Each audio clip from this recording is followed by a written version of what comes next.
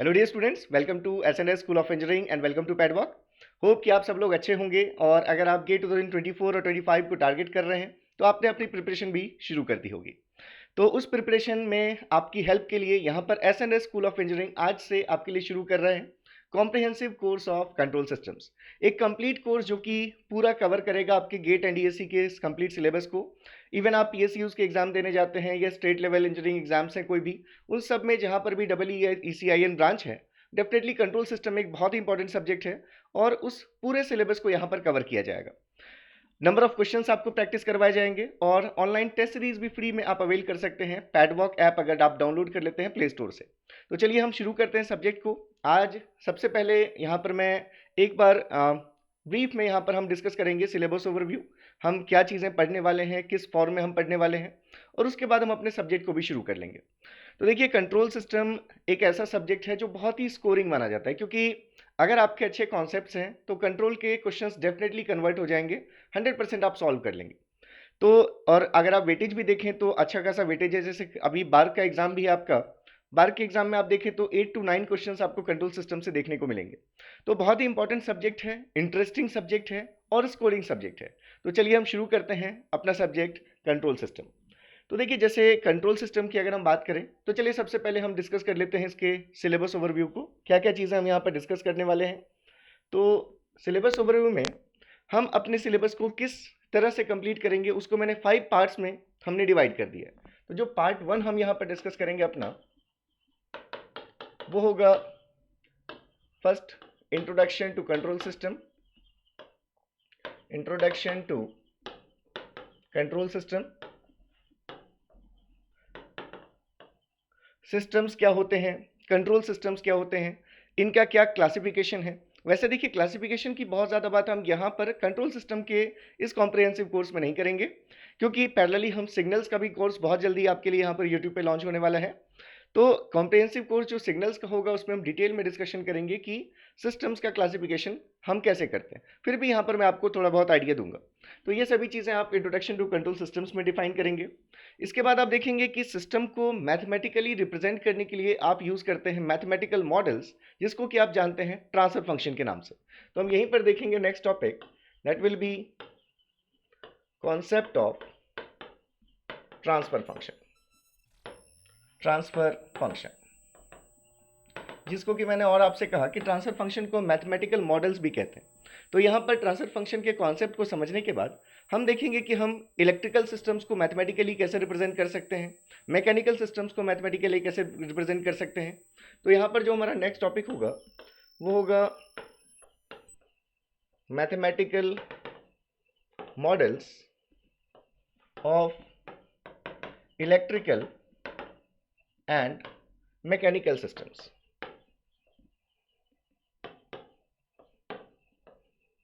Mechanical systems की mathematical modelling कई जगहों पर आपको नहीं करवाई जाती, लेकिन मैं यहाँ पर करवाऊंगा, क्योंकि ईएससी पॉइंट ऑफ व्यू से या पब्लिक सेक्टर एग्जामिनेशंस जो होते हैं उन सभी में आपके mathematical models of mechanical systems पूछे जाते हैं। ठीक है, तो ट्रांसलेशनल मैकेनिकल सिस्टम क्या होते हैं, रोटेशनल मैकेनिकल सिस्टम्स क्या होते हैं, कैसे ये वर्क करते हैं, मास स्प्रिंग डैम्पर्स क्या हैं, ये सभी चीज़ें मैं यहाँ पर आपके साथ डिस्कस करूंगा। नेक्स्ट जो होगा हमारा यहाँ पर पार्ट, वो यहाँ पर 2 चीज़ें आपको और पढ़नी है, that is block diagram algebra. Block diagram algebra कि हम किसी सिस्टम को ब्लॉक्स के फॉर्म में जब रिप्रेजेंट करते हैं तो उनको हम इंटरकनेक्ट कैसे करते हैं, और डिफरेंट इंटरकनेक्टेड जो आपके बॉक्सेस हैं, जो आपके कंपोनेंट्स हैं, उनका हम इक्विवेलेंट कैसे फाइंड कर सकते हैं। एक से ज़्यादा जो आपके पास यहाँ पर ब्लॉक्स होंगे, उन ब्लॉक्स को आप कैसे मर्ज कर सकते हैं, कैसे आप उनको सिंप्लीफाई करके एक सिंगल ब्लॉक के फॉर्म में लेकर आ सकते हैं। तो ये देखने के लिए हम यूज़ करेंगे ब्लॉक डायग्राम एल्जेब्रा, जिसमें हम पढ़ेंगे block diagram reduction techniques. Next जो हमारा टॉपिक होगा यहाँ पर वो होगा signal flow graph. Signal flow graph, यहाँ पर एक टॉपिक में और डील करता हूँ, दैट इज सर्वो मैकेनिज्म का, लेकिन अब वो सिलेबस में नहीं है। फिर भी अगर आप लोग चाहेंगे और अगर कमेंट सेक्शन में बताएंगे तो बिल्कुल मैं वो टॉपिक भी आपके साथ डील करूंगा। तो ये होगा हमारा part 1, introduction to control system. इसके बाद जब हम आएंगे अपने पार्ट 2 पर, तो पार्ट 2 हमारा, हम इसमें सिर्फ एक चीज़ डिस्कस करेंगे। इसमें हम एक ही चीज़ डिस्कस करेंगे, that will B time domain analysis. देखने में एक सिंगल सा टॉपिक, एक छोटा सा टॉपिक दिख रहा है आपको, लेकिन इसमें बहुत सारी चीज़ें हैं जो कि हम यहाँ पर डिस्कस करने वाले हैं। तो देखिए, टाइम डोमेन एनालिसिस क्या है कि जब आप किसी सिस्टम में इनपुट अप्लाई करते हैं, इनपुट को एक्साइटेशन भी कहते हैं, तो सिस्टम कुछ आपको रिस्पॉन्स प्रोड्यूस करता है, कुछ आउटपुट आपको मिलता है। तो वो आउटपुट टाइम के साथ जैसे जैसे चेंज होता है उसकी स्टडी करना, दैट इज एनालिसिस करना उसका, किसमें, टाइम डोमेन में, कि कितने टाइम के बाद आउटपुट हमारा किस वैल्यू तक पहुंचा है। तो ये जो टाइम डोमेन एनालिसिस होगा, इसको आप 2 पार्ट्स में स्टडी करेंगे। जो फर्स्ट पार्ट होगा हमारा यहाँ पर, वो होगा हमारा ट्रांजिएंट स्टेट एनालिसिस, और सेकेंड पार्ट होगा हमारा, that will be steady state analysis. Steady state analysis. अब देखिए, अगर मैं आपको एक छोटे से एग्जांपल से समझाऊं पहले, तो आप सभी लोग इतना जानते भी होंगे, नेटवर्क में भी आपने ट्रांजिएंट और स्टेडी स्टेट एनालिसिस किया होगा। फिर भी मैं एक छोटे से एग्जांपल से अगर आपको बताऊं, जैसे मान लीजिए कि आप कभी किसी लिफ्ट में गए हैं, और ये मान लेते हैं हम कि हमारे टाइम के रिस्पेक्ट में, या हम टाइम के रिस्पेक्ट में यहाँ पर हम अपने इनपुट एंड आउटपुट दोनों को ऑब्जर्व कर रहे हैं। इनपुट और आउटपुट हम दोनों को ही इसी एक्सेस पर ऑब्जर्व कर रहे हैं। कैसे ऑब्जर्व करेंगे? अगर मान लीजिए आप लिफ्ट में जाते हैं और आपको अगर 5th फ्लोर पे जाना है, तो आपने लिफ्ट में एक कमांड दे दिया 5th फ्लोर का। तो ये जो आपका कमांड है 5th फ्लोर, ये आपका क्या है? इनपुट है। It is what? It is your input. आपने लिफ्ट में आप गए और आपने इनपुट प्रेस कर दिया 5th फ्लोर। अब ये जो लिफ्ट की पोजीशन है जो अभी ग्राउंड फ्लोर पे है, वो सडनली 5th फ्लोर पे नहीं पहुंचेगी। लिफ्ट क्या करेगा? धीरे धीरे धीरे धीरे जो 0th फ्लोर है वहां से 5th फ्लोर की तरफ वो मूव करेगा। तो लिफ्ट का जो पोजीशन चेंज हो रहा है उसको आप कुछ इस फॉर्म में शो कर सकते हैं। लिफ्ट धीरे धीरे धीरे धीरे हमारी क्या हो रही है? ऊपर 5th फ्लोर की तरफ जा रही है। फाइनली जब वो 5th फ्लोर के पास पहुंची, हो सकता है कि वो, ये आपके 5th फ्लोर का लेवल अगर तो 1-2 इंच नीचे रुक जाए, आप उसको माइंड नहीं करेंगे। उसके बाद फिर आप उधर जाएंगे, तो मतलब लिफ्ट की पोजीशन में जो चेंजेस हैं वो 0 से 5th फ्लोर तक चेंजेस होते गए, और एक पर्टिकुलर लेवल पर आकर लिफ्ट की पोजीशन कांस्टेंट हो गई। एक पर्टिकुलर लेवल तक आकर लिफ्ट की पोजीशन कांस्टेंट हो गई, मतलब अब उस लिफ्ट की हाइट में टाइम के साथ कोई चेंजेस नहीं हो रहे। तो इसी को आप यहाँ पर अगर आप देखें, तो ये आपके पास 2 टाइप के टाइम में रिस्पॉन्सेज आपको दिख रहे हैं। अगर आप इस इंस्टेंट को मान लेते हैं कि यहाँ पर जो इंस्टेंट है, अगर आप इसको टाइम t1 मान लें, तो आपको दिख रहा है कि यहाँ पर t इक्वल्स टू 0 सेकेंड से जब आपने स्टार्ट किया, तो ये आपका, ये देखिए यहाँ पर, ये आपका इनपुट है और ये आपका आउटपुट है। It is your output. तो इनपुट और आउटपुट दोनों को ही हम टाइम के रिस्पेक्ट में ऑब्जर्व कर रहे हैं। ठीक है। देखिए, कंट्रोल सिस्टम एक ऐसा सब्जेक्ट है, आपको थोड़ा सा मुझे टाइम देना पड़ेगा। 2-3 लेक्चर्स का आप मुझे टाइम दीजिए, आपका पूरा इंटरेस्ट भी आएगा इस सब्जेक्ट में और आपको सारी चीज़ें समझ में आएंगी। लेकिन शुरू में बस आपको थोड़ी पेशेंस, आपको थोड़ा सा रखना है। तो देखिए, यहाँ पर हम ये बात कर रहे हैं कि अगर हम टाइम इंस्टेंट 0 सेकेंड से लेकर t1 सेकेंड्स तक देखें, तो हमारा ये जो आउटपुट है ये टाइम के साथ चेंजिंग नेचर का है। अभी ये 5th फ्लोर पर है, ये फर्स्ट फ्लोर पे, 2nd floor, 3rd floor, 4th floor. तो ये टाइम के साथ जब तक हमारा आउटपुट चेंजिंग नेचर का होता है, तो इस ड्यूरेशन को हम नाम देते हैं ट्रांजिएंट पीरियड। ये जो हमारा यहाँ से यहाँ तक का जो पीरियड है, इसको हम नाम देते हैं ट्रांजिएंट पीरियड। एग्जाम्पल कोई भी लें, आपको समझना क्या है, बस जब तक हमारा आउटपुट टाइम के साथ चेंजिंग नेचर का है, तब तक हम उसको नाम देते हैं, उस टाइम पीरियड को, ट्रांजिएंट पीरियड। और इस इंस्टेंट t1 के बाद हमें दिख रहा है कि लिफ्ट 5th फ्लोर तक पहुंचने के लिए जहां तक पहुंचना था, वो पहुंचकर अब ये पोजीशन लिफ्ट की हमारी ये धीरे धीरे ऊपर आकर यहाँ तक कांस्टेंट हो गई। तो ये जो पोजीशन कांस्टेंट हो गई है जिस टाइम के बाद, इस टाइम के बाद जो पीरियड शुरू हो गया, इस पीरियड को हम कहते हैं steady state. Till steady state.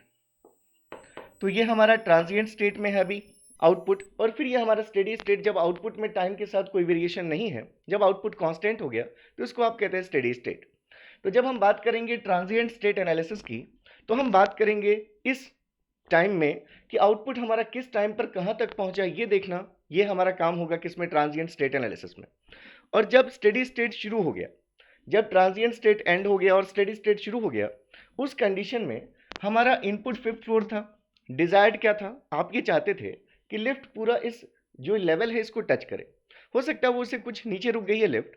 तो अगर ये चीज़ हम देखें, तो हमारे आइडियल केस में हम नहीं चाहते थे कि इनपुट और आउटपुट के बीच में कुछ गैप बचे। तो यहाँ जो इनपुट और आउटपुट के बीच का जो डिफरेंस आपको दिख रहा है, ये डिजायरेबल नहीं है। तो आपके लिए क्या है? ये आपके लिए एरर है। और क्योंकि ये एरर स्टेडी स्टेट कंडीशन में आ रही है, इसलिए ये जो एरर है, इस एरर को हम नाम देते हैं, ये जो गैप आपको दिख रहा है, इस एरर को हम नाम देते हैं steady state error, ESS। E stands for error and SS stand for steady state. तो जब सिस्टम स्टेडी स्टेट में पहुंच गया, उस टाइम में इनपुट और आउटपुट के बीच में क्या डिफरेंस है, उसी को आप कहते हैं स्टेडी स्टेट एरर। और उस स्टेडी स्टेट एरर का ही कैलकुलेशन हमारा सिर्फ होगा किसमें, स्टेडी स्टेट एनालिसिस में। तो ट्रांजिएंट स्टेट एनालिसिस में हम देखेंगे कि आउटपुट हमारा इनपुट को किस तरह से फॉलो कर रहा है, और स्टेडी स्टेट एनालिसिस में हम देखेंगे कि जब हमारा सिस्टम स्टेडी स्टेट में पहुंच गया, उस कंडीशन में इनपुट और आउटपुट के बीच में कितना डिफरेंस हमारा बच रहा है। तो ये हमारा होगा second part, time domain analysis. चलिए नेक्स्ट पार्ट जो देखेंगे हम पार्ट 3। ये पार्ट 3 होगा हमारा stability in time domain. Stability in time domain. यहां पर स्टेबिलिटी इन टाइम डोमेन में किसी सिस्टम की स्टेबिलिटी को टाइम डोमेन में चेक करने के आपके पास 3 मेथड्स हैं कंट्रोल सिस्टम में, जिनको आप डिस्कस करने वाले हैं। तो फर्स्ट मेथड होगा हमारा यहां पर impulse response technique.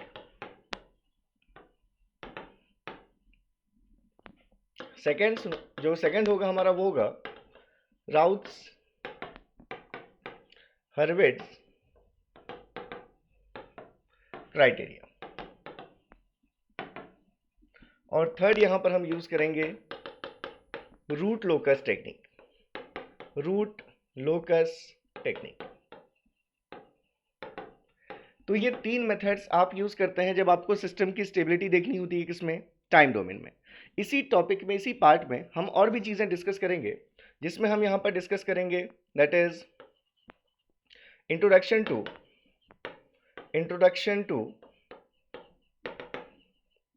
Industrial controllers.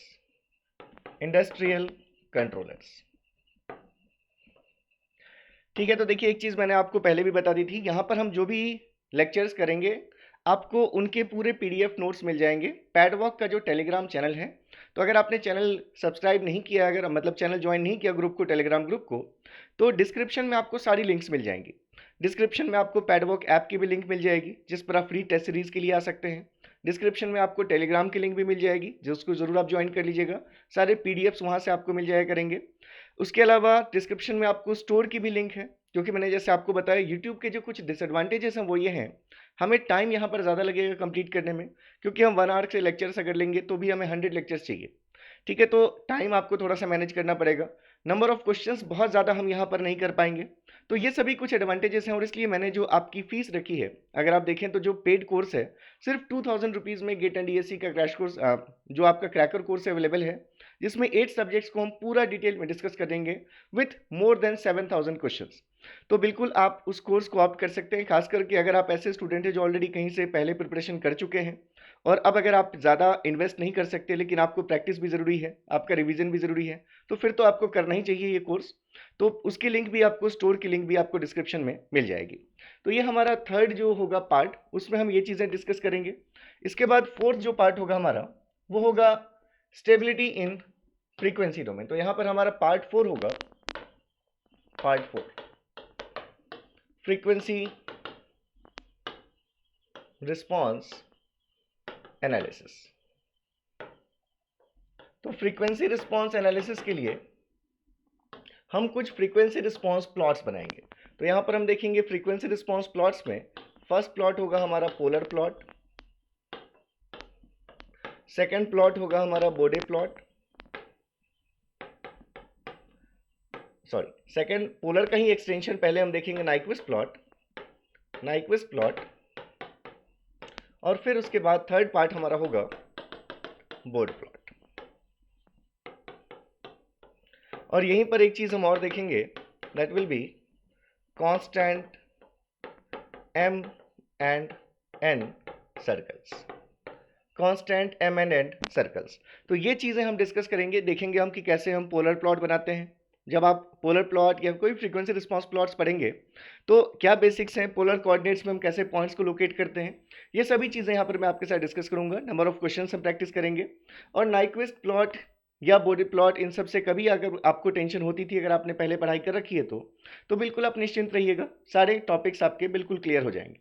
इसके बाद जो हमारा लास्ट पार्ट होगा, देखिए अभी तक जो हमने ये 4 पार्ट्स लिखे, इन चारों पार्ट्स में जो हमारा जो अप्रोच होगा एनालिसिस का, वो हम यूज़ करेंगे ट्रांसफ़र फंक्शन अप्रोच। ये जो 4 पार्ट्स हैं, ये चारों पार्ट्स ट्रांसफ़र फंक्शन बेस्ड आपके ये वर्क करेंगे। इन सभी का डिस्कशन हम ट्रांसफ़र फंक्शन पर बेस्ड करेंगे। लेकिन अगर आपके पास, आप देखेंगे जैसे कि ट्रांसफ़र फंक्शन अप्रोच हमेशा फिजिबल नहीं है। अगर आपके पास multiple input multiple output systems आ जाएं जिसमें एक से ज़्यादा इनपुट एक से ज़्यादा आउटपुट्स हैं, तो वहाँ पर ट्रांसफर फंक्शन अप्रोच को यूज़ करना बहुत हेक्टिक है। अगर सिस्टम में इनिशियल कंडीशंस एग्जिस्ट करती हैं तब तो आप ट्रांसफर फंक्शन कैलकुलेट ही नहीं कर सकते, मतलब ट्रांसफर फंक्शन अप्रोच हम वहाँ यूज़ ही नहीं कर सकते। तो बहुत सारी ऐसी कंडीशंस हैं जहाँ पर ट्रांसफर फंक्शन अप्रोच हमारा फिजिबल नहीं होता, तो वहाँ पर हम यूज़ करेंगे अपना स्टेट स्पेस अप्रोच, जो कि होगा हमारा पार्ट 5। तो यहाँ पर जो हमारा लास्ट पार्ट होगा इसमें, वो हम यूज़ करेंगे पार्ट 5। इसमें हम पढ़ेंगे स्टेट स्पेस एनालिसिस। ठीक है, अभी मैं इसका ज़्यादा डिस्कशन नहीं करता, आपको सिंपली ये समझना है कि हमारे पास एक स्टेट स्पेस मॉडल होगा। ये हमारे पास, मान लेते हैं कि कोई हमारे पास एक multiple input multiple output system है। इसमें हमारे पास ये ऐसे कुछ इनपुट्स हैं, x1 x2 x3 up to xn, ऐसे हमारे पास इनपुट्स हैं। कुछ आउटपुट्स हैं, एक से ज़्यादा आउटपुट्स हो सकते हैं। ये हमारे पास let's say y1 y2 y3 up to ym, ये हमारे आउटपुट्स हैं। ज़रूरी नहीं कि जितने इनपुट्स हैं उतने ही आउटपुट्स भी हों, इसलिए इनपुट में हमने नंबर n लिया है, आउटपुट में हमने नंबर y लिया है। ये जो हमारा मॉडल होगा इसको हम नाम देंगे स्टेट स्पेस मॉडल।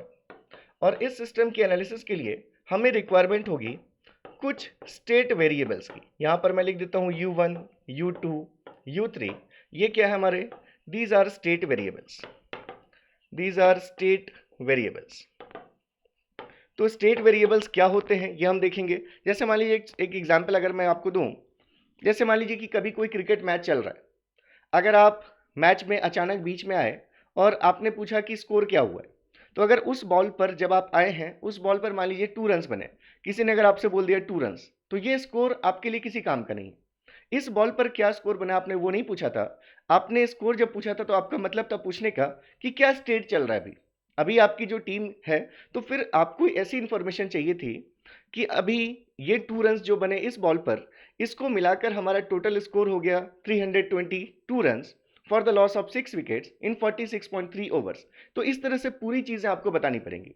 तो यहाँ जो रन्स हैं, यहाँ जो विकेट्स हैं, यहाँ जो ओवर्स हैं, ये सभी हमारे क्या कहलाते हैं, स्टेट वेरिएबल्स, जिनके टर्म्स में आप पूरी एनालिसिस कर सकते हैं किसी सिस्टम की। तो ये सभी चीज़ें हम देखेंगे यहाँ पर किसमें, स्टेट स्पेस मॉडल में। तो ये हमारे पास 5 पार्ट्स होंगे, इसमें आप ट्रांसफर फंक्शन डीकम्पोजिशन से लेकर बहुत सारी चीज़ें हम यहाँ पर डिस्कस करेंगे।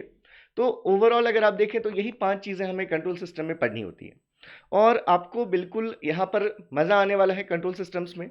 1-2 क्लासेस के बाद आपसे 100% क्वेश्चन सॉल्व होने लग जाएंगे। अभी तुरंत ही पहली क्लास से क्वेश्चन सॉल्व आपको नहीं करना है। जब मैं आपको बोलूँगा, जितनी चीज़ें मैं आपको प्रोवाइड करूँगा, उतने बेस पर आप कहीं से भी क्वेश्चंस, बाकी भी अगर कहीं से आते हैं क्वेश्चंस आपके, तो डेफिनेटली आपसे सॉल्व होंगे। तो चलिए हम अपने सिलेबस को स्टार्ट कर लेते हैं, ठीक है। तो ध्यान रखिएगा, आपको बस कंटिन्यूटी मेंटेन करनी है, और जितनी चीज़ें मैं आपसे बोलता जाऊंगा वो चीज़ें एटलीस्ट उतना आपको होमवर्क करना है, चाहे वो कुछ क्वेश्चंस हो सकते हैं या फिर वो कुछ भी हो सकते हैं, ठीक है। कभी हम एक कोई वीडियो भी मैं आपको लिंक शेयर कर सकता हूँ जो आपको हो सकता है देखना पड़े। तो ऐसी चीज़ें आपको मेरे साथ कनेक्टेड बस रहना है, बाकी सारी चीज़ें आप मुझ पर छोड़ दीजिए, सभी चीज़ें स्मूथली रन करेंगे। तो चलिए अगर हम स्टार्ट करें अपने पहले पार्ट से, दैट इज़ इंट्रोडक्शन। अगर हम इंट्रोडक्शन की बात करते हैं तो इंट्रोडक्शन में सबसे पहले, तो अगर हम यहाँ पर देखें तो जो सब्जेक्ट है आपका कंट्रोल सिस्टम्स, तो सबसे पहले उसमें वर्ड है सिस्टम्स। जब हम सिस्टम समझेंगे तभी हम कंट्रोल सिस्टम भी समझ सकते हैं। तो सिस्टम अगर आपने बात की, चलिए हम यहाँ पर लिख लेते हैं systems. What is a system? जितनी भी चीज़ें आपको अपने आसपास दिखती हैं, एक्चुअली वो सभी अपने आप में सिस्टम्स हैं। चाहे आप फैन की बात कर लें, चाहे आप लाइट्स की बात कर लें, चाहे आप एक इवन चेयर की बात कर लें, या इस क्लासरूम की बात कर लें, ये सभी सिस्टम्स हैं। जैसे फ़ैन की अगर आपने बात की, तो फ़ैन में ब्लेड्स लगे हैं, फ़ैन में मोटर है, कैपेसिटर है, बहुत सारी चीज़ें हैं। लेकिन जब आपसे कोई पूछता है कि ये क्या है, तो आप इंडिविजुअली नहीं कहते कि ये ब्लेड्स है, मोटर है, कैपेसिटर है, कुछ भी नहीं बोलते। आप क्या बोलते हैं? It is a fan.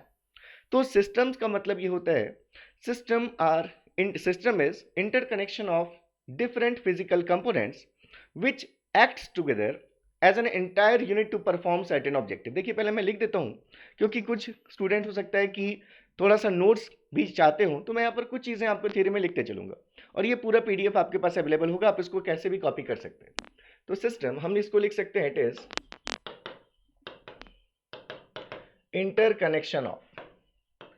interconnection of different physical components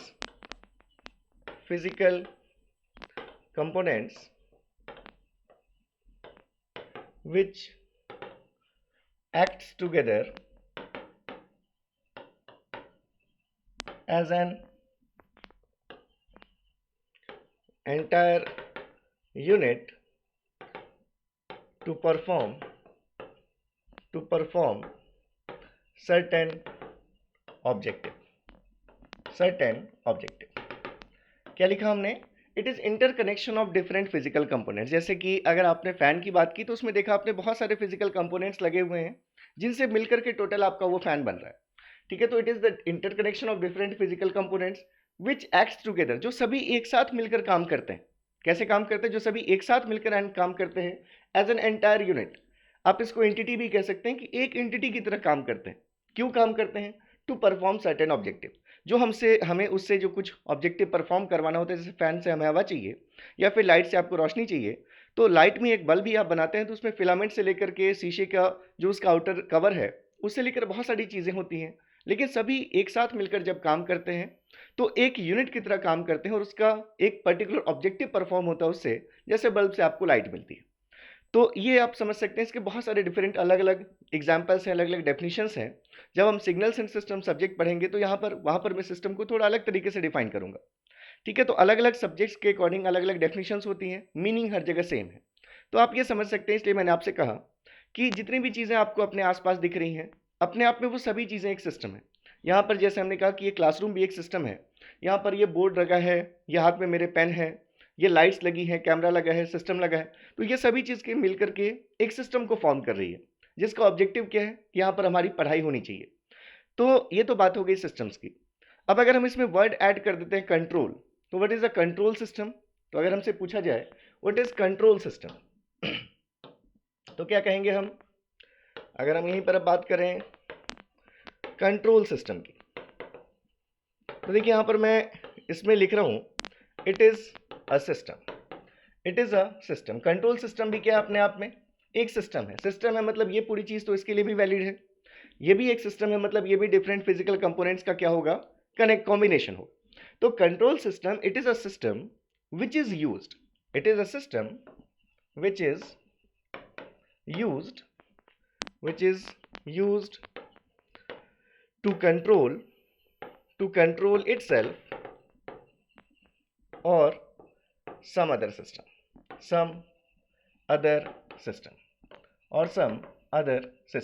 तो कंट्रोल सिस्टम भी एक सिस्टम है जो या तो खुद को या किसी दूसरे सिस्टम को कंट्रोल के लिए काम में आता है। जैसे मान लीजिए अगर आपने मैं अगर छोटा सा एग्जांपल आपको दूं, जैसे मान लीजिए आपके पास ये एक बल्ब है, ठीक है, ये बल्ब है, और अगर हमने इसको सिंपली क्या किया, अगर हमने इसको सिंपली एक बैटरी से कनेक्ट करके रखा है, ठीक है, ये प्लस माइनस, तो ये भी एक सिस्टम है।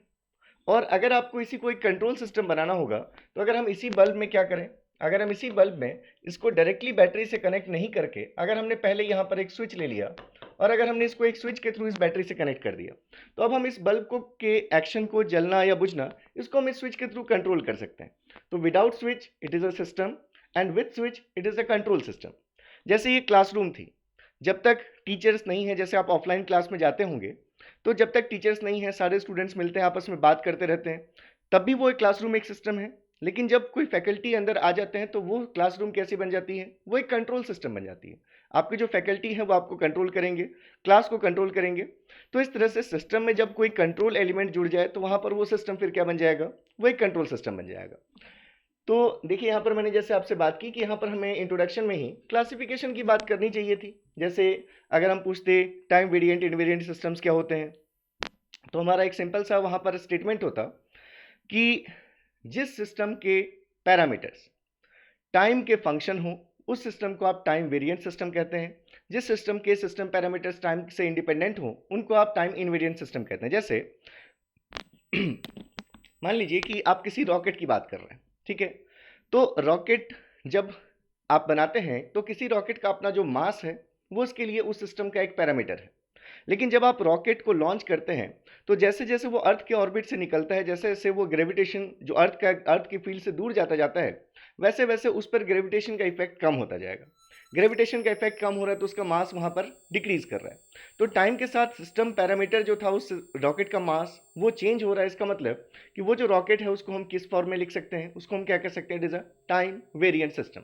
अब जैसे आपके पास एक रजिस्टर, इंडक्टर, कैपेसिटर से लगे हुए कोई सिस्टम अगर आपने बनाया, तो अगर आपने रजिस्टर को आज कहीं पर लगाया जो कि रजिस्टर 1 मेगा ओम का है, तो चाहे आप आज उस रजिस्टर से कुछ करंट फ्लो करवा के देख लीजिए, कुछ वोल्टेज अप्लाई करके देख लीजिए, या फिर 10 साल बाद उसी रजिस्टर में उतना ही वोल्टेज अप्लाई करके देख लीजिए, करंट की जो वैल्यू होगी उसमें वो सेम होगी। मतलब वो रेजिस्टेंस आज भी 1 मेगा ओम का है, 10 ईयर्स बाद भी 1 मेगा ओम का होगा। तो जो इलेक्ट्रिकल सिस्टम्स हैं उनके सिस्टम पैरामीटर्स हैं रजिस्टर या इंडक्टर या कैपेसिटर, तो इनका जो फंक्शन है वो टाइम से इंडिपेंडेंट है। तो ऐसे सिस्टम को फिर आप क्या कहेंगे, टाइम इनवेरिएंट सिस्टम्स कहेंगे। तो यह यहाँ पर अलग अलग सिस्टम्स में, अलग अलग सब्जेक्ट्स में जो बोलने का सेंस है वो थोड़ा सा चेंज हो जाता है। इसलिए क्लासिफिकेशन की बातें वैसे भी आपके इस पर क्वेश्चंस कंट्रोल सिस्टम में नहीं आएंगे, सिग्नल्स एंड सिस्टम्स में आएंगे। तो सिग्नल्स की टेंशन आप बिल्कुल छोड़ दीजिए, वो पूरा मैं आपको बहुत अच्छे से डिटेल में डिस्कस करूंगा, ठीक है। तो हम क्लासिफिकेशन में नहीं जाकर अब मैं यहाँ पर इंट्रोडक्शन टू कंट्रोल सिस्टम में आता हूँ। इंट्रोडक्शन टू कंट्रोल सिस्टम, और इसमें हम पहले बहुत एक छोटा सा एग्जांपल ले रहे हैं, that is of a liquid level system. जैसे मान लीजिए कि आपके पास क्या है, आपके पास एक ये liquid level system. Liquid level system है का मतलब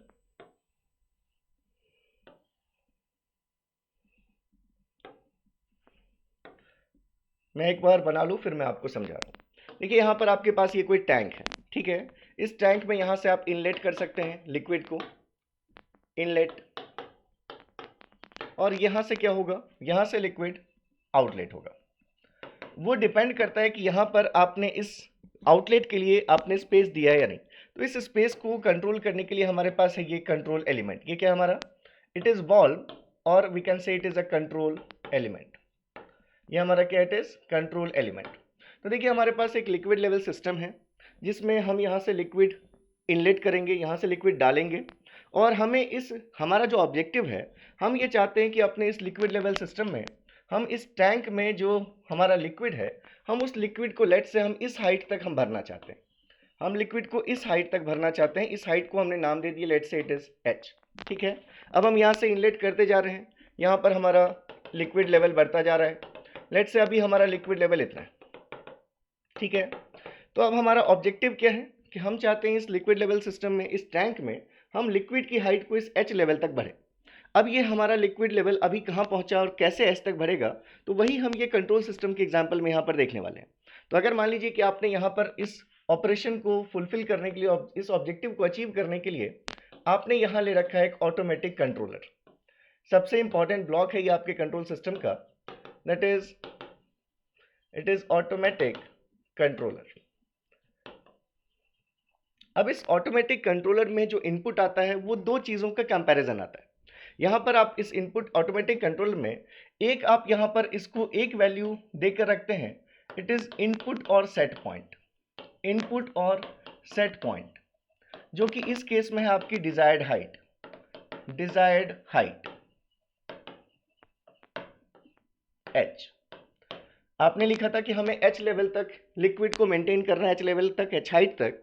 तो एक हमने इस ऑटोमेटिक कंट्रोलर को एक इंफॉर्मेशन दी कि हमें डिजायर्ड हमारा क्या लेवल है, हमारा सेट पॉइंट कहते हैं उसको, या उसको ही आप इनपुट भी कहते हैं। तो इनपुट या सेट पॉइंट इसमें एक आपने दिया, और दूसरी इसको इन्फॉर्मेशन चाहिए कि अभी जब ये पानी का हाइट जो भी लिक्विड है आपका, अभी इस लिक्विड की हाइट कितनी है।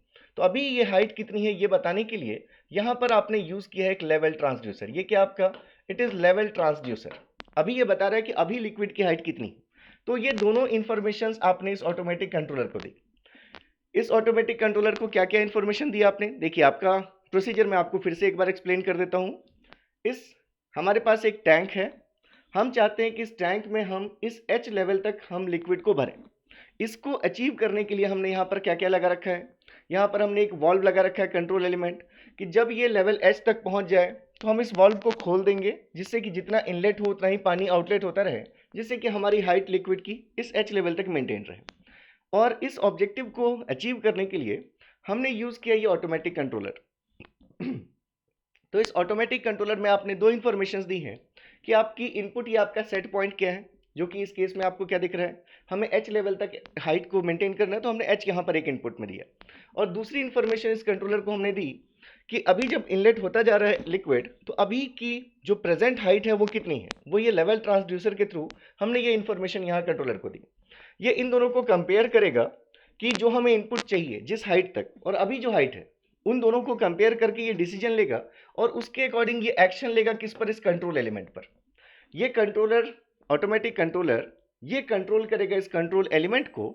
अगर ये हाइट ज़्यादा है सेट पॉइंट और ये हाइट कम है, तो इसका मतलब अभी ये कंट्रोलर क्या करेगा, इस वॉल्व को बंद रखेगा कि इसमें और लिक्विड इनलेट होता रहे, जिससे कि इसकी हाइट बढ़ती रहे। लेकिन जब अगर ऐसा हुआ कि जब ये दोनों लेवल ट्रांसड्यूसर ने जो उसको इन्फॉर्मेशन दी और जो सेट पॉइंट था, जब दोनों सेम हो जाएगा, तो फिर ये कंट्रोलर इस वॉल्व को इतना ओपन कर देगा कि जितना इनलेट यहाँ से हो वाटर, उतना ही आउटलेट भी हो जाए, जिससे कि हमारी हाइट किस पर मेंटेन रहे, H पर मेंटेन रहे। तो इन चीज़ों को पहले मैं आपको कुछ वर्डिंग्स में कुछ चीज़ें लिख देता हूँ, और फिर हम इसी को देखेंगे कि ये जो हमारे पास ये जो सिस्टम है, इसको हम on paper with the help of blocks कैसे रिप्रेजेंट कर सकते थे। ठीक है, तो चलिए इसके लिए अगर हम कुछ यहाँ पर मैं आपके लिए कुछ थ्योरी वर्ड्स लिख दूँ अगर, तो सबसे पहले अगर हम कंट्रोलर की बात कर रहे हैं, so controller is an automatic device with error signal E of S as input। ये E of S हमने कहाँ से लिखा, ये अभी मैं एक डायग्राम बनाऊंगा, वहां पर मैं आपको बताता हूँ। ठीक है, device with error signal E of S as input and output P of S affecting the dynamics of the plant या प्रोसेस, जो आपका लिक्विड लेवल जो सिस्टम है जिसमें आप इनलेट या आउटलेट की बात करें, ओवरऑल वो आपका क्या एक प्लांट या प्रोसेस है। ठीक है, तो कंट्रोलर हमारा कैसा है, एक हमने लिखा कि कंट्रोलर हमारा एक ऑटोमेटिक डिवाइस है जिसमें हम इनपुट में हमेशा एरर सिग्नल अप्लाई करते हैं। हमेशा ये बात आप याद रखेंगे, आगे मैं लिख भी दूंगा कि कंट्रोलर में जो इनपुट होगा हमेशा ही वो एक एरर सिग्नल होता है, और उस एरर सिग्नल के अकॉर्डिंग वो कुछ आउटपुट प्रोड्यूस करेगा जिसको हमने P ऑफ S नाम दे दिया। अभी मैं आपको दिखाऊंगा कि P ऑफ S कहाँ है, E ऑफ S कहाँ है, और वो क्या करेगा, वो अफेक्ट करेगा डायनेमिक्स ऑफ द प्लांट, कि उसके एक्शन के अकॉर्डिंग इस आउटपुट P ऑफ S के अकॉर्डिंग या तो पानी इनलेट होता रहेगा या पानी आउटलेट होता रहेगा, ये डिसाइड यही करने वाला है। ठीक है, नेक्स्ट अगर आप देखें तो यहाँ पर आप लिख सकते हैं कि there are different modes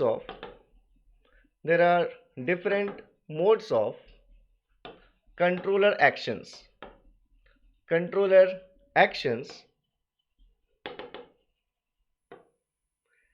such as first जैसे आप देख सकते हैं प्रोपोर्शनल मोड।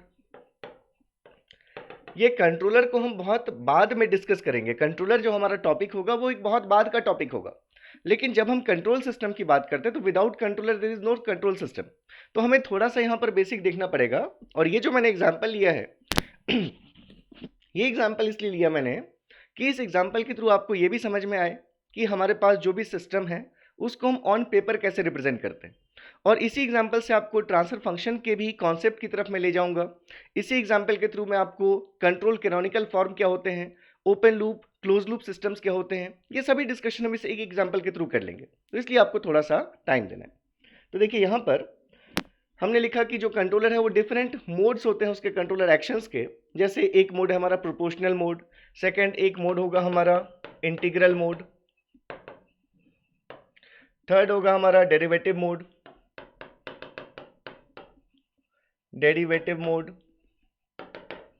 तो जैसे ये प्रोपोर्शनल मोड है, इसको शॉर्ट में हम पी मोड कहते हैं, इंटीग्रल को आई मोड कहते हैं, डेरिवेटिव को डी मोड कहते हैं। इसके अलावा जैसे आप अगर देखें तो यहाँ पर पी प्लस आई मोड हो सकता है, that is proportional plus integral. फिर आपके पास यहाँ पर पी प्लस डी मोड हो सकता है, प्रोपोर्शनल प्लस डेरिवेटिव। और या फिर आपके पास हो सकता है proportional plus integral plus derivative.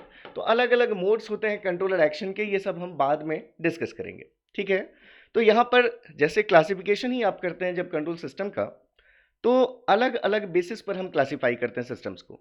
तो उसी में क्लासिफिकेशन का एक जो बेसिस है, that is on the basis of loop configurations. So on the basis of loop configurations,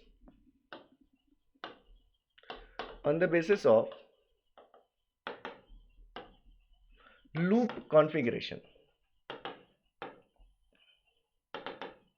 there are two types of control systems. There are two types of control systems. The first one is closed loop control system, and the second one is open loop control system. तो पहले अगर हम बात करें closed loop control system की, तो इसमें आप ये देखेंगे कि क्लोज्ड लूप कंट्रोल सिस्टम का मतलब होता है कि यहाँ पर आउटपुट को हम कंटिन्यूसली मेजर करते हैं। आउटपुट को आप कंटिन्यूसली मेजर करते हैं और कंपेयर करते हैं विद द सेट पॉइंट और इनपुट, और उसके अकॉर्डिंग फिर आपका ऑब्जेक्टिव परफॉर्म होता है। जैसे मान लीजिए आप अगर एसी की बात करते हैं, तो एसी में आपने कोई टेम्परेचर अगर सेट कर दिया, जैसे आपने 27 डिग्रीज अगर सेट कर दिया, तो कंप्रेसर ऑन होता है और उसमें टेम्परेचर सेंसर लगा है जो कि रूम के टेम्परेचर को कंटिन्यूसली मेजर करता रहेगा, तब तक करता रहेगा जब तक कि 27 डिग्रीज को मैच नहीं कर लेता room temperature.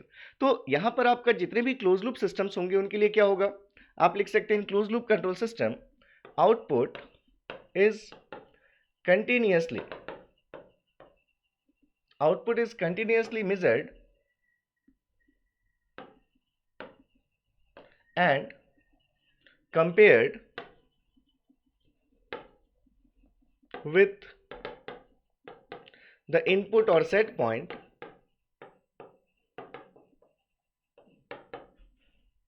through feedback to achieve the control objective. देखिए मैं यहाँ पर अगर इतनी थ्योरी लिख देता हूँ, तीन चार लाइन्स की थ्योरी अगर लिख दूंगा, तो आपके जो नोट्स बनेंगे वो प्रॉपर आपको दिखेंगे, ठीक है। आप अगर मेरे सामने होते तो मैं डिक्टेट कर देता, आप लिख लेते, लेकिन क्योंकि ये रिकॉर्डेड वीडियोस हैं और जो पेड कोर्सेज हमारे होंगे और जो यूट्यूब सेशंस हैं, इसमें एक मेन इंपॉर्टेंट डिफरेंस होगा वो यही होगा कि यहाँ पर लाइव मैं आपके साथ कनेक्ट नहीं होऊंगा। लाइव आपको सिर्फ पेड कोर्सेज में ही आपके साथ मैं कनेक्टेड रहूंगा। वैसे बिल्कुल आप डाउट्स कभी भी पूछ सकते हैं मेरे साथ, आप ग्रुप में, टेलीग्राम ग्रुप में रहेंगे, वहां भी आप मुझसे डाउट्स पूछ सकते हैं, ठीक है। तो कंट्रोल सिस्टम में क्लोज लूप सिस्टम के बारे में हमने कहा कि क्लोज लूप सिस्टम में आउटपुट हमारा फीडबैक के थ्रू इनपुट से कनेक्टेड होता है, जहां पर हम कंपेयर करते हैं कि अभी प्रेजेंट आउटपुट हमारा क्या है और हमारा सेट पॉइंट क्या है, और उसके बाद फिर हमारा उसको कंटिन्यूसली आउटपुट को मेजर करते करते हम अपने कंट्रोल ऑब्जेक्टिव तक पहुंचते हैं, जो हमें टास्क परफॉर्म करना होता है उसको हम फाइनली अचीव करते हैं। अब देखिए इसको अगर मैं आपको दिखाऊं, तो ये जो हमने शो किया था ये लिक्विड लेवल सिस्टम, अब अगर इसी को हम ऑन पेपर रिप्रेजेंट करना चाहते हैं, तो देखिए हमारे पास इस लिक्विड लेवल सिस्टम में क्या क्या ब्लॉक्स हैं। हमारे पास एक क्या है, ऑटोमेटिक कंट्रोलर है।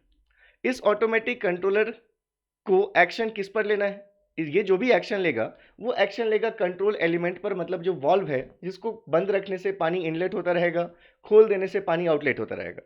तो मतलब कंट्रोलर जो है वो एक्शन लेगा कंट्रोल एलिमेंट पर। कंट्रोल एलिमेंट जो आपका काम करेगा खुलने या बंद करने का, उसका इफेक्ट पड़ेगा किस पर, प्लांट या प्रोसेस पर। ये जो आपका प्लांट या प्रोसेस है, मतलब जहां पर पानी इनलेट या आउटलेट हो रहा है, उस पर फर्क पड़ेगा। तो अगर आप इसी सिस्टम को ऑन पेपर रिप्रेजेंट करना चाहते, तो इसके जितने अलग अलग कंपोनेंट्स हैं उनको आप एक ब्लॉक्स के थ्रू आप यहाँ पर रिप्रेजेंट कर सकते थे। तो आपको कुछ इस टाइप का ये यहाँ पर दिखता है। जैसे मान लीजिए हम कि अगर आप देखें तो हमारे पास क्या है, हमारे पास एक ब्लॉक है ऑटोमेटिक कंट्रोलर का। ऑटोमेटिक कंट्रोलर एक हमारा ये ब्लॉक है, ऑटोमेटिक कंट्रोलर एक्शन किस पर लेता है? ये हमारा एक्शन लेता है कंट्रोल एलिमेंट पर, जिसको आपने कहा वॉल्व, कंट्रोल एलिमेंट पर। अब कंट्रोल एलिमेंट पर जो एक्शन होगा उसका इफेक्ट किस पर पड़ेगा? उसका इफेक्ट पड़ेगा आपके प्लांट या प्रोसेस पर। इसका इफेक्ट पड़ेगा आपके किस पे? प्लांट या प्रोसेस पर, जो आपको बताएगा कि वाटर आपका इनलेट हो रहा है या आउटलेट होता है, इनलेट हो रहा है या आउटलेट हो रहा है। ठीक है, तो यहां पर ये जो भी चीजें हैं हमारे पास, ठीक है, अभी जो हमारे पास इनलेट हुआ वाटर या आउटलेट हुआ, फाइनली इनलेट या आउटलेट होने के बाद हमारे पास लिक्विड किसी पर्टिकुलर हाइट तक पहुंचा होगा। ठीक है, हमारा लिक्विड किसी पर्टिकुलर हाइट तक पहुंचा होगा। तो उस हाइट को अगर हम मान लेते हैं कि हमारा क्या है, अभी का ये आउटपुट है, अभी का ये आउटपुट है। इस आउटपुट को हमने क्या किया? इस आउटपुट को हमने मेजर किया। इस आउटपुट का हमने यहां पर क्या किया? मेजरमेंट किया। इसका हमने मेजरमेंट किया। ठीक है, और ये जो मेजरमेंट किया हमने, ये किसके थ्रू होता है? आपने जो लेवल ट्रांसड्यूसर ले रखा है, लेवल ट्रांसड्यूसर, ये जो हमने यहां पर ब्लॉक शो किया था, ये देखिए, ये जो ब्लॉक हमने शो किया था कि अभी हमारे लिक्विड का लेवल कितना है, चाहे इनलेट हो गया चाहे आउटलेट हो गया फाइनली, तो अभी हमारे लिक्विड का लेवल कितना है वो कौन बता रहा है? हमारा लेवल ट्रांसड्यूसर बता रहा है। तो इस लेवल ट्रांसड्यूसर के थ्रू आप फीडबैक का भी काम कर रहे हैं। ठीक है, तो ये फीडबैक आपको लेकर बता रहा है मेजरमेंट करके कि अभी हमारे लिक्विड का लेवल कितना है। तो एक ये आपका अभी का लेवल है, ठीक है, ये आपका अभी का लेवल है, और एक आपने यहां पर क्या अप्लाई किया है?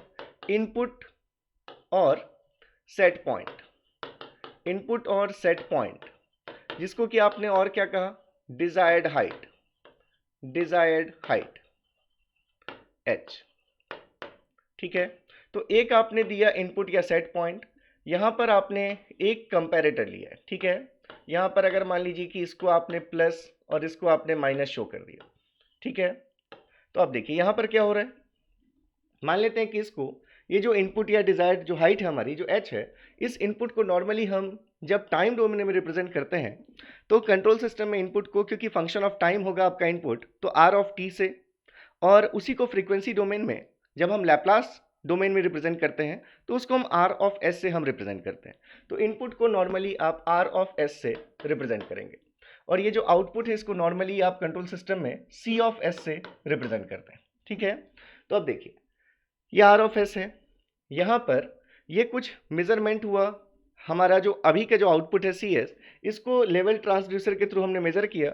मान लेते हैं कि हमारे पास ये जो वैल्यू है, अगर हमारे पास ये वैल्यू, उसको हमने नाम दे दिया B ऑफ S। तो यहाँ R ऑफ S हमें चाहिए था हाइट, अभी हाइट B ऑफ S है, तो इन दोनों को हमने कंपेयर किया, R of S minus B of S करके। यहाँ पर हमें पता चला कि अभी कौन सी क्वांटिटी ज़्यादा है, और एक्चुअली होना हमारा ये चाहिए कि हम जितनी हाइट पर चाहते हैं, हम चाहते हैं कि B ऑफ S भी हमारा R ऑफ S के ही बराबर हो जाए। मतलब हमारा जो अभी का जो आउटपुट है और जो डिजायर्ड हम हाइट चाहते हैं वो हम सेम करना चाहते हैं। तो इन दोनों के बीच में जो भी डिफरेंस है वो हमारा एरर है, उसी एरर को आपने नाम दे दिया E ऑफ S। तो ये हमारा E ऑफ S इस ऑटोमेटिक कंट्रोलर में इनपुट की तरफ फीड किया हमने। ये E ऑफ S, यहाँ पर ये क्वांटिटी है E ऑफ S, इसलिए हमने थोड़ी देर पहले लिखा था कि input to the automatic controller is always an error signal E of S। तो E ऑफ S क्या है? जो आपकी डिजायर्ड हाइट है, जो आपकी अभी करंट की हाइट है, इन दोनों के कंपैरिजन से R of S minus B of S से ये आपको चीज मिली E ऑफ S। अब E ऑफ S इनपुट के अकॉर्डिंग यहाँ पर इसका कुछ आउटपुट आया P ऑफ S, कंट्रोलर का आउटपुट आया P ऑफ S, यही चीज मैंने आपको पीछे लिखी थी। ठीक है, तो ES इनपुट है, PS आउटपुट है, उस PS आउटपुट के अकॉर्डिंग कंट्रोल एलिमेंट को इसने कंट्रोल किया, वॉल्व को, चाहे बंद रखा चाहे खोला, खोलने से पानी आउटलेट हो गया, बंद रखने से पानी इनलेट होता रहा, उसके अकॉर्डिंग फर्क पड़ा प्लांट या प्रोसेस पर, पानी की हाइट कम या ज़्यादा हुई, और अब जो हाइट है फिर से उसको वापस मेजर किया हमने लेवल ट्रांसड्यूसर के थ्रू, और फिर से कंपेयर कर लिया अपने इनपुट के साथ। तो ये जो कॉन्फ़िगरेशन है आपका, ये कॉन्फ़िगरेशन कहलाता है क्लोज्ड लूप कॉन्फ़िगरेशन, क्योंकि आप क्या कर रहे हैं, इसमें आउटपुट को आप कंटिन्यूसली मेजर कर रहे हैं और उसको कंपेयर कर रहे हैं इनपुट या सेट पॉइंट के साथ to achieve the control objective. तो इस कॉन्फ़िगरेशन को आप कहते हैं क्लोज्ड लूप कॉन्फ़िगरेशन। यह आपका कहलाता है क्लोज्ड लूप कॉन्फ़िगरेशन। तो अब देखिए इसमें हर एक ब्लॉक अपने आप में एक सिस्टम, और हर एक सिस्टम को हम उसके इंडिविजुअल ट्रांसफर फंक्शन से रिप्रेजेंट कर सकते हैं, जो आगे हम पढ़ेंगे। अभी हमने ट्रांसफर फंक्शन का कॉन्सेप्ट पढ़ा नहीं है, लेकिन किसी भी सिस्टम को हम उसके बिहेवियर के अकॉर्डिंग एक मैथमेटिकल मॉडल से रिप्रेजेंट कर सकते हैं। ठीक है, तो अगर हम देखें तो हमारे पास ये 3 ब्लॉक्स जो हैं, इनमें आपको दिख रहा है कि तीनों ब्लॉक्स में जो डायरेक्शन हमने लिया है वो इनपुट टू आउटपुट है, और इस ब्लॉक में आपको दिख रहा है कि जो डायरेक्शन हमने लिया है वो आउटपुट टू इनपुट है।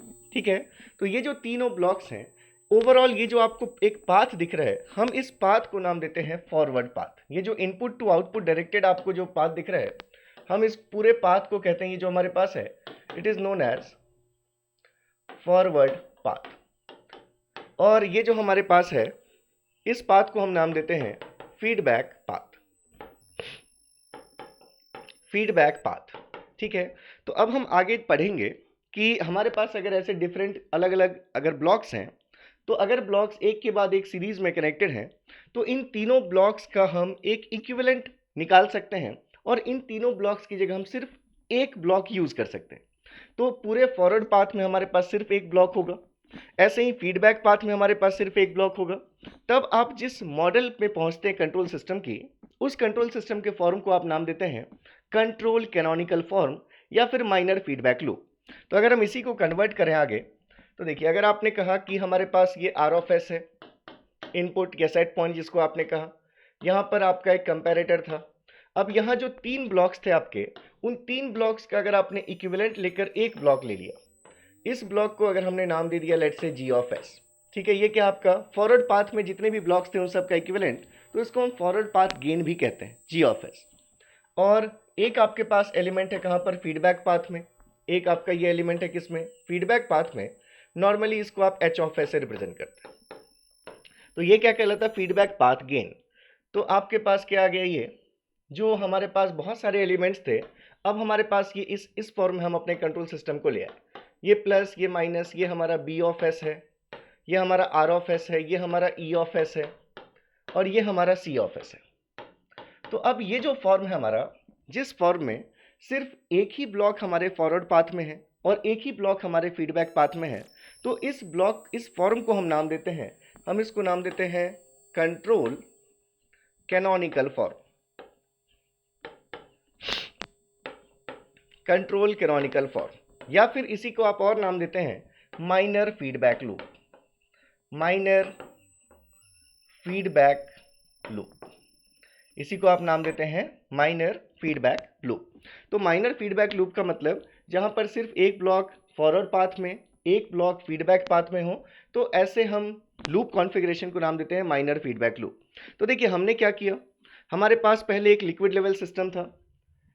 यहाँ पर भी मैं इस लिक्विड लेवल सिस्टम के पहले भी मैं कुछ आपको और यहाँ पर थ्योरी लिख देता हूँ। ठीक है, चलिए से अगर हमने यहाँ पर थ्योरी लिख दी थोड़ी सी कि consider a simple liquid level system in which the objective is to maintain the height, the level of the liquid at a height h। तो हम इस लिक्विड लेवल सिस्टम की बात कर रहे हैं। हमने कहा कि हम एक सिंपल लिक्विड लेवल सिस्टम को कंसीडर करने वाले हैं, जिसमें हमारा जो ऑब्जेक्टिव है वो क्या है कि इस लिक्विड के हाइट को इस लेवल h तक मेंटेन करना। ठीक है, उसके लिए हमने यूज किया कंट्रोल एलिमेंट। तो आपने ये देखा कि यहाँ पर बहुत सारे एलिमेंट्स थे। कंट्रोल एलिमेंट था, कंट्रोल ऑटोमेटिक कंट्रोलर था, लेवल ट्रांसड्यूसर था, फिर हमारे पास इनलेट आउटलेट प्लांट था। तो इन सब को हमने देखा कि अलग अलग हम ब्लॉक्स के थ्रू ऑन पेपर रिप्रेजेंट कर सकते हैं। तो ये आपने देखिए पहले क्या किया, पहले आपने ब्लॉक्स के थ्रू उस सिस्टम को ऑन पेपर रिप्रेजेंट कर दिया। जैसे अगर आपको मान लीजिए कि कोई भी चीज़ अगर बनानी है, जैसे मान लीजिए हम बॉयलर्स बनाते हैं, बड़े बड़े मैकेनिकल सिस्टम्स, तो वो बहुत महंगे भी होते हैं इक्विपमेंट्स, या आप कोई भी चीज़, कोई भी सिस्टम डिज़ाइन करते हैं तो उसमें कुछ कॉस्ट आती है। तो अगर आप पहले उतना खर्चा कर ले, उतना आपने इन्वेस्ट कर दिया और तब वो चीज़ आपकी सक्सेसफुली वर्क नहीं कर पाई, तो आपका लॉस हो गया। तो इसलिए हम क्या करते हैं, जब भी हम कोई बड़ी चीज़ें डिज़ाइन करते हैं, कोई एक्सपेंसिव चीज़ें डिज़ाइन करते हैं, तो पहले हम उसको ऑन पेपर हम एनालाइज कर लेते हैं कि हम जैसा सोच रहे हैं क्या ये वैसा वर्क करेगा। तो उसके लिए आपने क्या किया, उसको ऑन पेपर पहले आपने सिस्टम को अलग अलग ब्लॉक्स के थ्रू ऑन पेपर आपने रिप्रेजेंट कर लिया। अब इसमें हर एक एलिमेंट का अपना कुछ काम होगा, ये सभी चीज़ें हम डिटेल में बाद में देखेंगे। तो अभी हमने क्या कहा कि हमारे पास जब हम कोई ऐसा क्लोज लूप सिस्टम बनाते हैं तो उसमें एक जो पाथ होता है वो इनपुट से आउटपुट की तरफ डायरेक्टेड होता है, उस पाथ को हम नाम देते हैं फॉरवर्ड पाथ। एक पाथ होता है जो आउटपुट से इनपुट की तरफ डायरेक्टेड होता है, इसको हम नाम देते हैं फीडबैक पाथ। अब हमारे पास कुछ ब्लॉक डायग्राम रिडक्शन टेक्निक्स होती हैं, जिससे कि हम इन 3 ब्लॉक्स की जगह पर इनको रिड्यूस करके इस डायग्राम को हम इनकी जगह सिर्फ एक ब्लॉक ले सकते हैं। तो जब आपने इस सिस्टम को एक ऐसे रिप्रेजेंटेशन में कन्वर्ट कर दिया जिसमें इनपुट और आउटपुट के बीच में एक ही ब्लॉक हो फॉरवर्ड पाथ में और एक ही ब्लॉक हो फीडबैक पाथ में, तो आपको ये ऐसा सॉरी तो ये आपको ऐसा कॉन्फ़िगरेशन मिला। और इस कॉन्फ़िगरेशन को आपने कहा कि इसको हम क्या नाम देंगे, इसको हम नाम देंगे कंट्रोल कैनोनिकल फॉर्म, या फिर हम इसी को नाम देंगे माइनर फीडबैक लूप। अब हम चाहते हैं कि हम इसको और भी ज़्यादा सिंप्लीफाई कर दें। अब हम चाहते हैं कि ये लूप भी ना दिखे, हमारा सिर्फ इनपुट दिखे और आउटपुट दिखे, और उसके बीच में सिर्फ एक ब्लॉक हमें दिखना चाहिए। ठीक है, तो अब यहाँ पर अगर आप इसको कन्वर्ट कर दें किस फॉर्म में, अब अगर आप इसको इस फॉर्म में कन्वर्ट कर दें कि सिर्फ एक ही ब्लॉक आपका दिखे, कहाँ पर, यहाँ आउटपुट है आपका CS और यहाँ इनपुट है आपका RFS। अब आप अगर चाहते हैं कि इसको इस फॉर्म में हम कन्वर्ट कर दें जिसमें एक ही ब्लॉक हमारा दिखना चाहिए इनपुट और आउटपुट के बीच में, तो इसी फॉर्म को हम नाम देते हैं mathematical model form, mathematical model और ट्रांसफर फंक्शन। तो अब देखिए उस फॉर्म से इस फॉर्म में हम कैसे आएंगे। अभी हमारे पास इस फॉर्म तक तो हम आ गए, अब इस फॉर्म से हम इस सिंगल ब्लॉक रिप्रेजेंटेशन वाले फॉर्म तक कैसे जाएंगे, उसको समझने के लिए आपने थोड़ी बहुत हो सकता है सिग्नल्स आपने पढ़ा हो या नेटवर्क पढ़ा हो, तो ट्रांसफर फंक्शन का आपको कॉन्सेप्ट पता होगा। फॉर द टाइम बिंग आपके साथ मैंने कहा जैसे मैं इंट्रोडक्शन के लैप्लास के लेक्चर्स भी यहाँ पर अपलोड कर दूंगा, जिससे कि आपको बेसिक्स ऑफ लैप्लास ट्रांसफॉर्म की प्रॉब्लम ना हो समझने में कंट्रोल सिस्टम को। ठीक है, लेकिन वो मैं अलग से आपके लिए अपलोड करूंगा। तो देखिए आपको अभी के लिए सिर्फ इतना समझना है कि अगर ये कोई भी ब्लॉक है, अगर हम लैप्लास डोमेन में लिखते हैं, देखिए किसी भी ब्लॉक में आप या तो इम्पल्स रिस्पांस डिफाइन करते हैं LTI सिस्टम्स के लिए, ट्रांसफर फंक्शन डिफाइन करते हैं। तो अगर आपने फ्रीक्वेंसी डोमेन ले रखा है मतलब आप ट्रांसफर फंक्शन अप्रोच को यूज कर रहे हैं।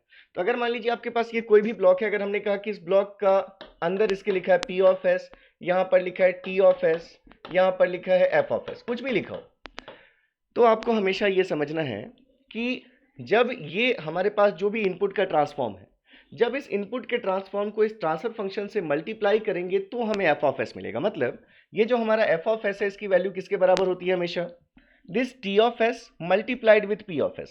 इनपुट को जिससे पास कर रहे हैं, जब इन दोनों ट्रांसफॉर्म्स को मल्टीप्लाई करते हैं हम, तो हमें आउटपुट की वैल्यू मिलती है।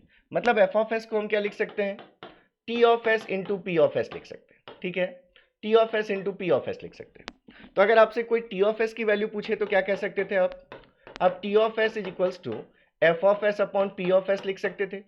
या फिर अगर आपसे कोई पूछता p ऑफ s की वैल्यू क्या होगी, तो आप p ऑफ s को भी f of s upon t of s लिख सकते थे। बस इतनी चीजें आपको पता होनी चाहिए, तो आप कंट्रोल कैनोनिकल फॉर्म से मैथमेटिकल मॉडल फॉर्म तक पहुंच जाएंगे।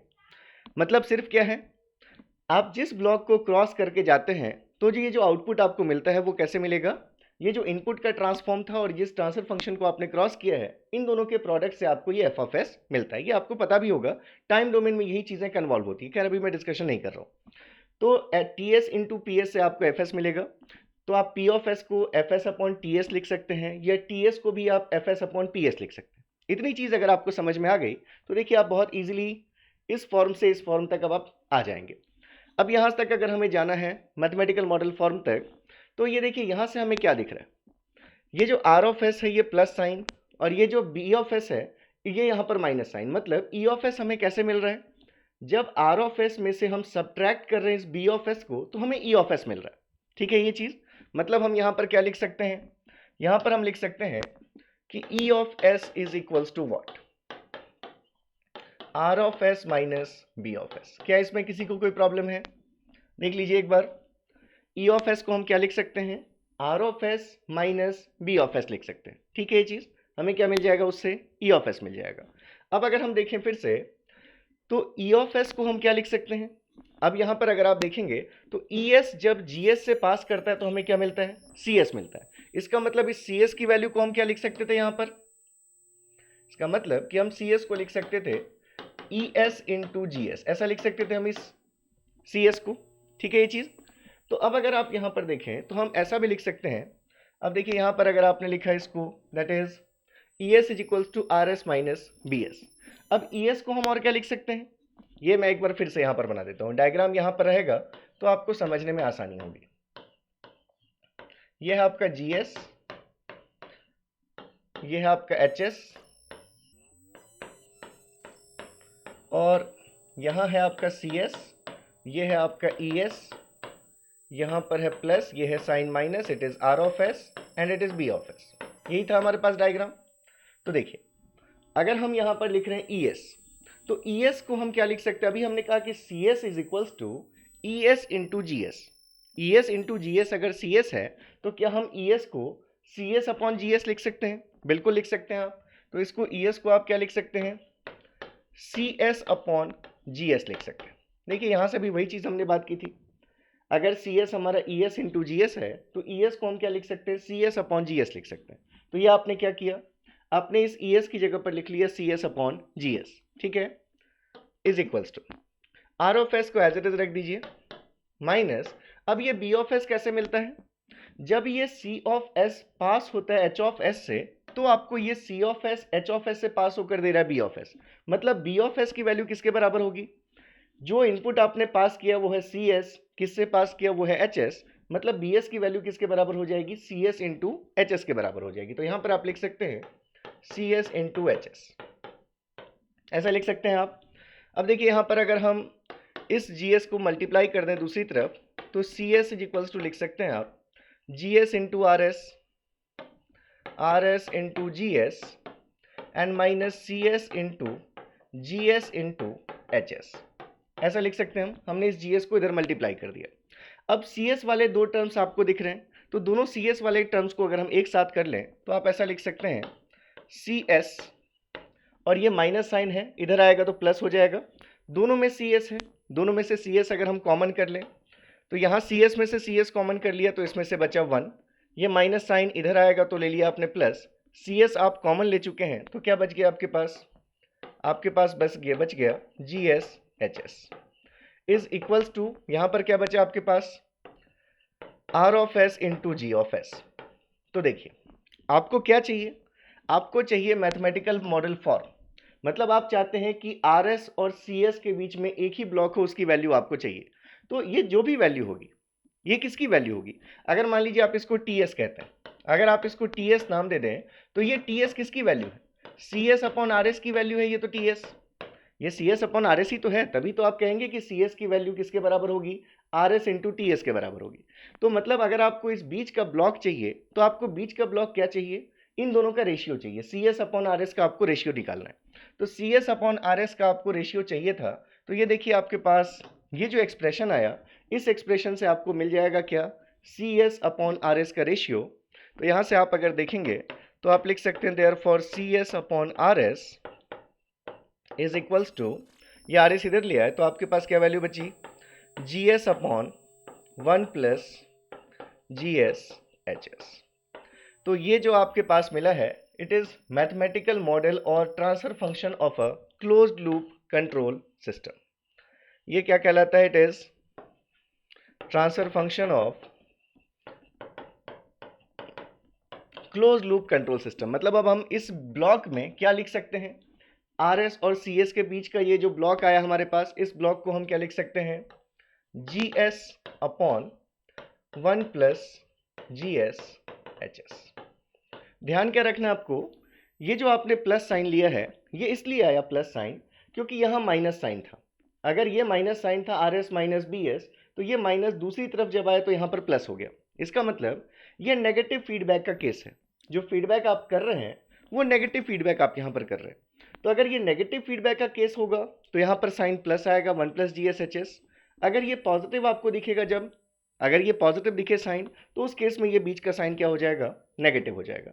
तो ये अभी हमने एक बहुत क्या ब्रीफ डिस्कशन किया किसका, क्लोज लूप कंट्रोल सिस्टम का, कि कैसे हमारे पास आउटपुट को हम मेज़र करते रहते हैं, इनपुट के साथ कंपेयर करते रहते हैं और तब तक करते हैं जब तक हमारा कंट्रोल ऑब्जेक्टिव परफॉर्म नहीं हो जाता।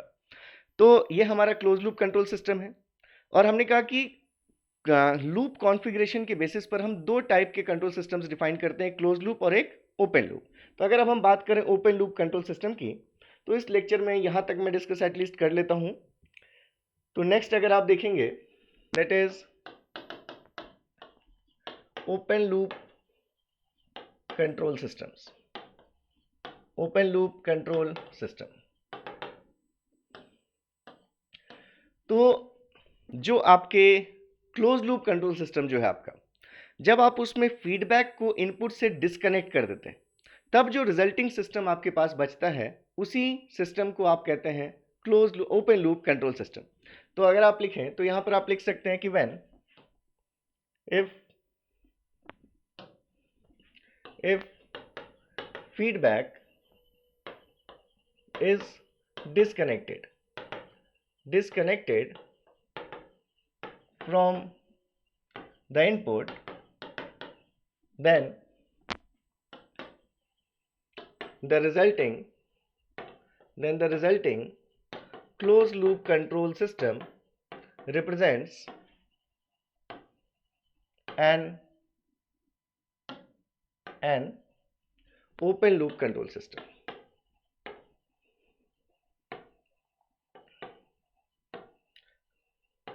देखिए, जो ओपन लूप कंट्रोल सिस्टम्स होते हैं उसमें हम आउटपुट को बार बार मेजर करके नहीं देखते कि अभी आउटपुट कितना हो गया, अभी आउटपुट कितना हो गया, क्योंकि हम जब ओपन लूप सिस्टम्स को फॉर्म करते हैं तो एक बेसिक एजम्पशन ये होता है कि यहाँ पर कोई डिस्टर्बेंस आने वाला नहीं है। जैसे अगर आप मान लीजिए कि कोई ब्रेड टोस्टर आपने देखा ही होगा घर में, तो उसमें अगर आपको पता है कि एक ब्रेड को टोस्ट होने में अगर 30 सेकंड्स लगते हैं या 1 मिनट लगते हैं, तो उसमें आप उसको बार बार खोलकर देखने नहीं जाएंगे कि अभी कितना बेक हो गया, अभी कितना हो गया। आपको पता है कि 30 सेकंड्स में हो जाएगा। अब उसके अंदर कुछ ऐसी हलचल नहीं मचने वाली जो आपका ओवन है। तो जो भी टोस्टर है, तो आपको ऐसे सिस्टम को आप कहते हैं ओपन लूप सिस्टम, जिसमें एक बार आपने टाइम सेट कर दिया 30 सेकंड्स और 1 मिनट और 1.5 मिनट जो भी आपका टाइम है, और उसके बाद ही आप उसको खोलते और निकाल लेते हैं। तो ऐसे ओपन लूप सिस्टम्स में आप बार बार आउटपुट को चेक नहीं करते। जैसे आपने स्प्रिंकलर देखा होगा, जैसे गार्डन्स में जो वाटर स्प्रे करता रहता है, तो उसमें एक जगह आपने लगाकर छोड़ दिया, आपको पता है कि उसका रेडियस कितना है, उतने दूर को वह कवर कर लेगा आधे घंटे में। अब उसको आप बार बार वहां पर देखने नहीं जाते अभी कितना हो गया, अभी कितना हो गया, क्योंकि आपको पता है कि ये धीरे धीरे घूमता है, इतनी देर में इतनी दूर के एरिया को हाइड्रेट कर देगा। जैसे आपके पास ट्रैफिक लाइट्स हैं, तो ट्रैफिक लाइट देखिए ओपन लूप और क्लोज लूप दोनों टाइप्स की होती है, लेकिन जो आप अगर मीडियम सिटीज में अगर आप रहते हैं तो वहां पर ओपन लूप सिस्टम को फॉलो किया जाता है। मतलब कोई भी अगर आपका कोई चौराहा है या कोई भी स्ट्रीट है जहां पर आपकी ट्रैफिक लाइट्स लगी हैं, तो हर डायरेक्शन के लिए पहले से ही टाइमर सेट होता है कि इधर के लिए टाइमर हमेशा 15 सेकंड्स के लिए खुलेगा, इधर से 30 सेकंड्स के लिए खुलेगा, इधर से 20 सेकंड्स के लिए खुलेगा, और वो साइकिल में चलता रहता है। अभी इधर की ग्रीन हो गई लाइट, 30 सेकंड्स के लिए ग्रीन रहेगी, इधर की ग्रीन हुई तो 20 सेकंड्स के लिए ग्रीन रहेगी। तो उसमें अब कोई चीज़ें ट्रैफिक के अकॉर्डिंग सेट नहीं होती कि अभी ट्रैफिक बढ़ गया तो थोड़ी देर और रहने देते हैं ग्रीन लाइट, ऐसा नहीं होता। तो ये सभी चीज़ें एग्जाम्पल्स हैं किसकी, ओपन लूप कंट्रोल सिस्टम की। तो इसमें ओपन लूप सिस्टम में आप आउटपुट को बार बार मेजर करके कंपेयर नहीं करते किसके साथ, इनपुट के साथ। ये क्यों हुआ, क्योंकि हमने फीडबैक पाथ को डिस्कनेक्ट कर दिया फ्रॉम द इनपुट। ठीक है, अब यहीं पर मैं लिखता हूं सेकंड पॉइंट कि elimination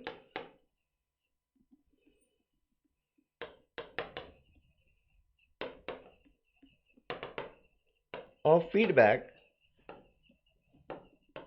implies making the feedback path gain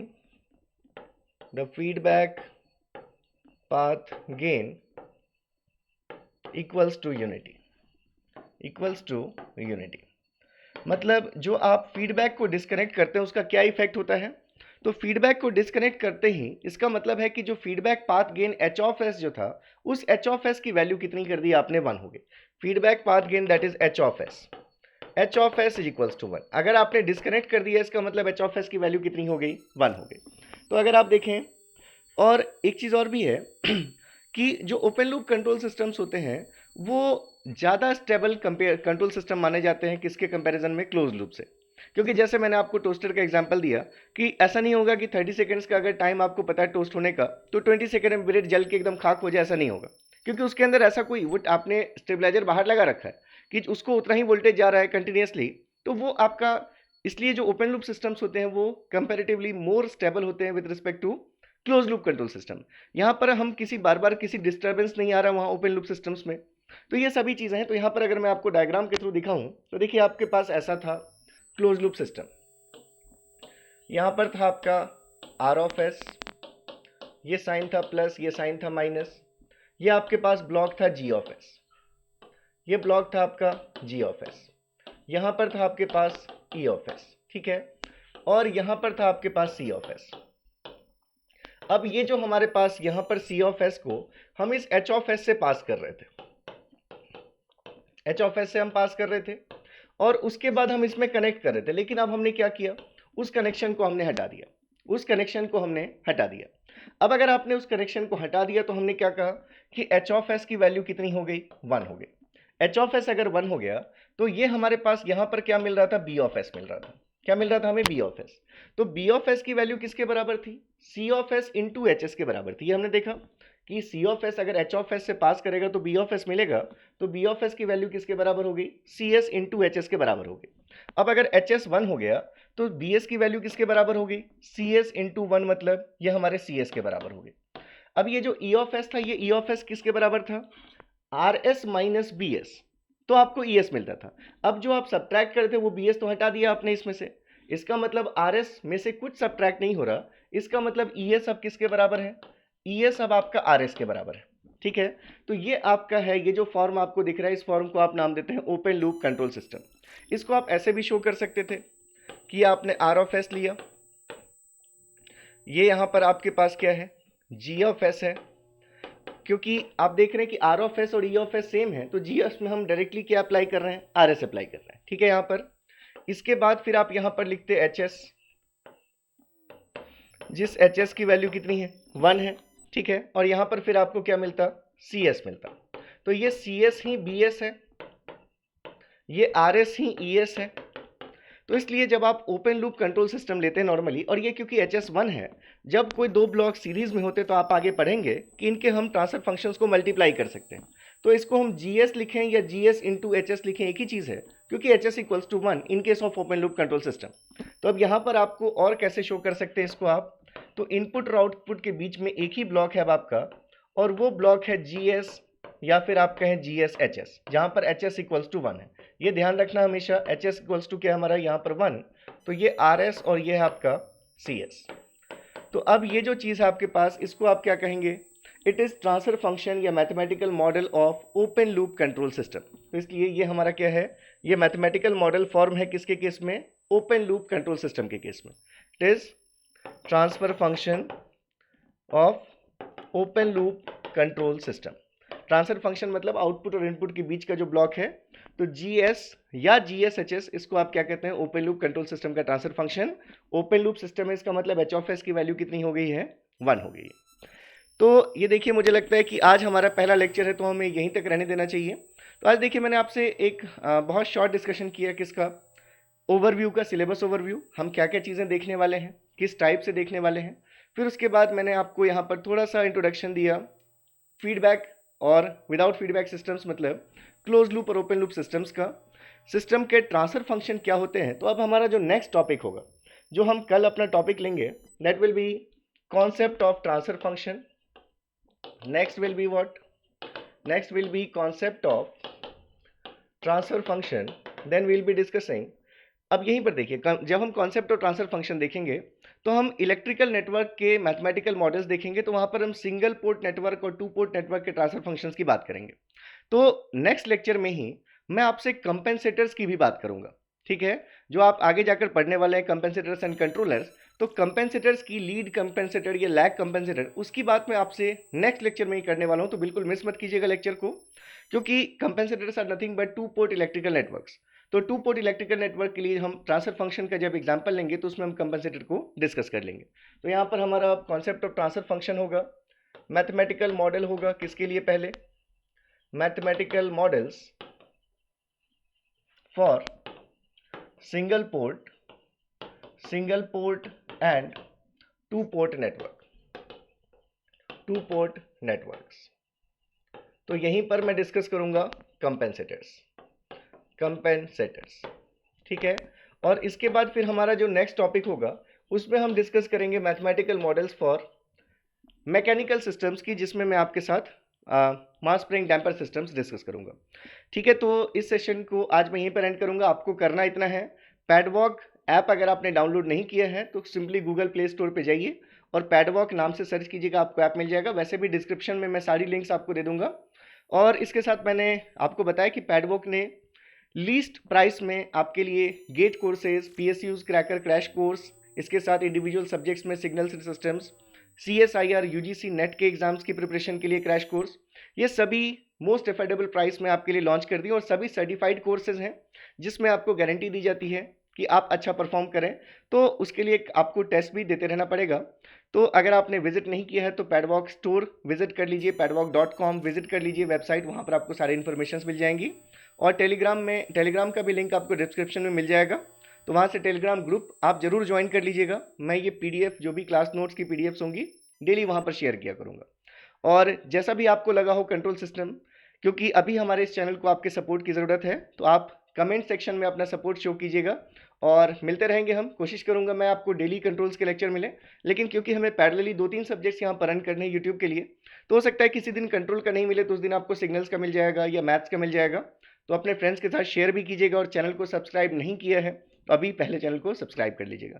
thank you so much, मिलते हैं नेक्स्ट लेक्चर में, तब तक के लिए अपना ध्यान रखिए। Thank you so much, all the best, take care, bye bye, जय हिंद।